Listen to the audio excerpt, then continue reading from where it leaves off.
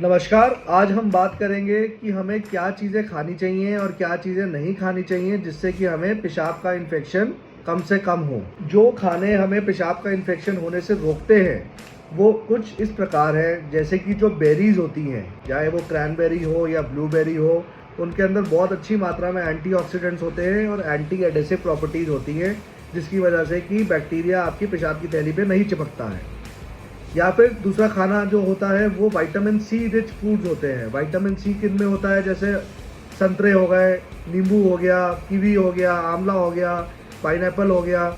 इसमें क्या होता है कि ये यूरिन को एसिडिफाई कर देते हैं, जिसकी वजह से कि जो कीटाणु होता है वो जल्दी मर जाता है, चिपक नहीं पाता है पेशाब की थैली पे। तीसरा जो सबसे ज़रूरी चीज़ होती है पेशाब का इन्फेक्शन रोकने के लिए, वो होता है अच्छी मात्रा में पानी का लेना। प्लेंटी ऑफ फ्लूइड्स, बहुत पानी पीना है ना। कम से कम दिन भर में 3 से 3.5 लीटर पानी आपको ज़रूर लेना है।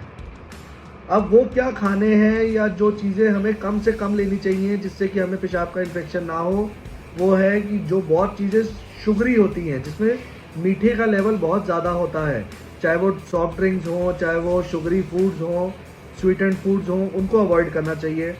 वो हमारे ब्लैडर को इरिटेट करती हैं, इन्फ्लेम करती हैं और कीटाणु को चिपकने में मदद करती हैं।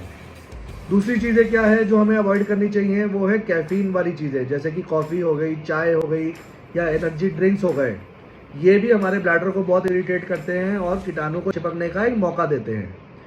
तीसरी चीज़ है अल्कोहल, जो हमारे शरीर को डिहाइड्रेट कर देता है, हमें बार बार पेशाब जाके हमें डिहाइड्रेट कर देता है, जिसकी वजह से कि इन्फेक्शन हमें जल्दी पकड़ा जाता है।